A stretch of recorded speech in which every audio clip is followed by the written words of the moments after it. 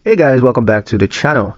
You want to sync Empower with your other favorite money apps? Well, here's how to integrate smoothly. I'm going to show you exactly how to integrate Empower with other financial tools. Step 1 is to log into Empower. So go ahead and sign into your Empower dashboard from web or mobile. Next is to check integration options. Go to settings or account connections and then look for integrations or export features. Next is to use CSV or API connection.